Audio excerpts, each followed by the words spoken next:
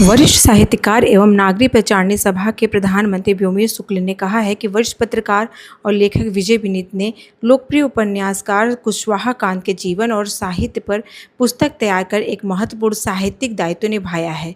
उन्होंने कहा है कि 1930 और 1940 के दशक के जनप्रिय उपन्यास परंपरा के अमिट हस्ताक्षर रहे कुशवाहा कांत के व्यक्तित्व और कृतित्व को नई पीढ़ी तक पहुँचाने का ये गंभीर प्रयास है। नागरिक प्रचारणी सभा में आयोजित कार्यक्रम में व्योमेश शुक्ल ने इस दौरान बहुत सारी बातों को रखा है। अपने संबोधन में व्योमेश शुक्ल ने नागरिक प्रचारणी सभा की दान और ज्ञान की परंपरा का उल्लेख करते हुए कहा कि भारत का निर्माण मांगने और देने दोनों संस्कारों से हुआ है। महामना मदन मोहन मालवीय, बाबू श्याम सुंदर दास, पंडित राम नारायण मिश्र और राय कृष्णदास जैसे महापुरुषों ने इसी परंपरा को आगे बढ़ाया।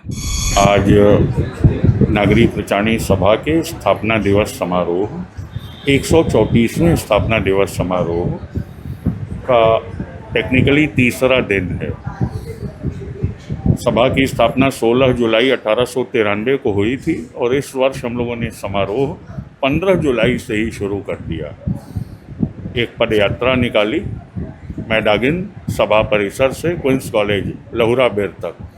वो स्थान आज काशी हिंदू विश्वविद्यालय के कुलपति नागरिक प्रचारणी सभा आए थे, क्योंकि काशी हिंदू विश्वविद्यालय के निकाय जो कभी भारत कला भवन का अंश था, भारत कला भवन और सभा के समवेत तत्वावधान में वर्षा और मेघों पर एकाग्र एक प्रदर्शनी पावस शीर्षक आहूत थी, उसका उद्घाटन हुआ। पावस का तात्पर्य है बरसात। पावस संस्कृत का शब्द है। वृष्टि, बरसात, ये मौसम बरसात का है। ऐसे मौसम में जो थोड़ा सा बरसात से वंचित चला आ रहा है, तीखी गर्मी और धूप का सामना हम लोग कर रहे हैं, बादलों और पानियों को याद करना एक आवश्यक कार्यभार है। हमने ऐसी कलाकृतियाँ चुनी हैं प्रदर्शनी में, बंगाल शैली की, मुग़ल शैली की, दरबारी शैली की, जो याद दिलाती हैं कि पावस प्रकृति के लिए, मनुष्यता के लिए कितना आवश्यक है। आगे क्या कार्यक्रम? काशी हिंदू विश्वविद्यालय के कुलपति ने बहुत मूल्यवान भाषण दिया। हिंदी के प्रखर पत्रकार, संपादक, जीवनीकार विजय विनीत जी की किताब, जो काशी के ही एक अनसंग हीरो कुशवाहा कांत की जीवनी है। पुस्तक का नाम है काशी के कुशवाहा कांत। एक ऐसे उपन्यासकार की जीवनी जिसके उपन्यासों की एक उपन्यास की प्रतियां लाखों में बिकती थीं, लाखों की संख्या में। और आज से 70 साल पहले के उस भारत में जब साक्षरता का स्तर आज जैसा नहीं था शिक्षा का, उस जीवनीकार की जीवनी के अनेक पक्ष अंधेरे रहे आते थे। उन अंधेरों पर रोशनी डालने वाली एक पुस्तक काशी के कुशवाहा कांत का अत्यंत सादगी और अनौपचारिकता के साथ उद्घाटन हुआ, लोकार्पण जिसे कहा जाता है, माननीय कुलपति जी द्वारा। और इस नगर के दो साहित्यिकों, डॉक्टर गौरी शंकर गुप्त और चक्रवर्ती गणपति नावड़, जो पुराने लोग थे और जिन्हें थोड़ा थोड़ा मिस कर रहे हैं हम लोग अपने बीच में, जिनकी याद कुछ धुंधली पड़ गई है, कुछ ओझल हो रही है, हम ही कृतज्ञ हैं, न जाने क्या बात है, तो उनके तैलचित्र उनके परिजनों ने सभा को प्रदान किए, तो कुलपति जी के माध्यम से। जी, मैं विजय विनीत। अभी नागरिक प्रचारणी सभा में हमारी पुस्तक का विमोचन हुआ, काशी के कुशवाहा कांत।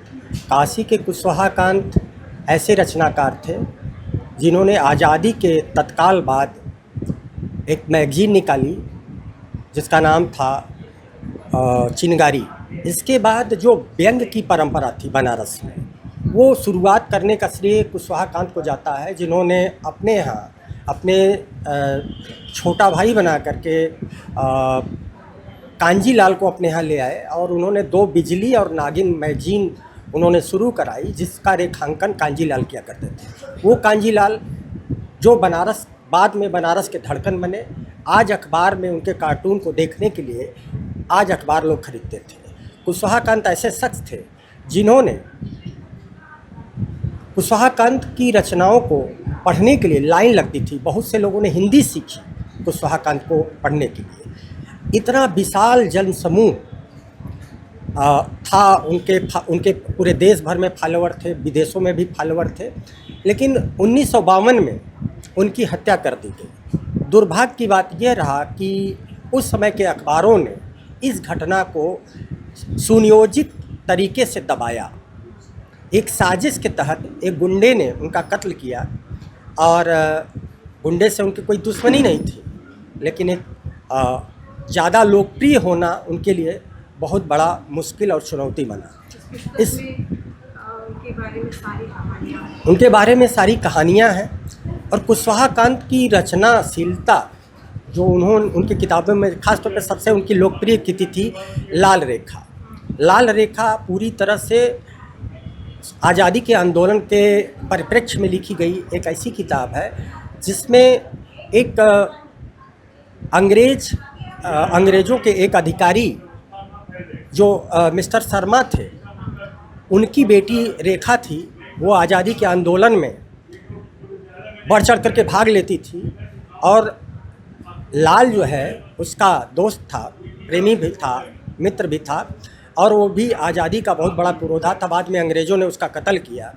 और सबसे बड़ी बात है कि लाल रेखा इसलिए पढ़ी जानी चाहिए कि लाल रेखा को अंग्रेज़ों को ये साबित करने के लिए मिस्टर शर्मा जो रेखा के पिता थे, उसकी आँखों में जलती तीली घोंप करके पूछते हैं, बताओ कौन साजिश करता है जो तुम लोगों के पीछे आज़ादी के आंदोलन में भाग लिए। और उसके बाद में पता चलता है कि जो उस आज़ादी के आंदोलन के जो पूरा नेतृत्व करने वाले थे वो मिस्टर शर्मा ही थे, पुलिस के सबसे बड़े अफसर। रेखा के पिता ही पागल बनकर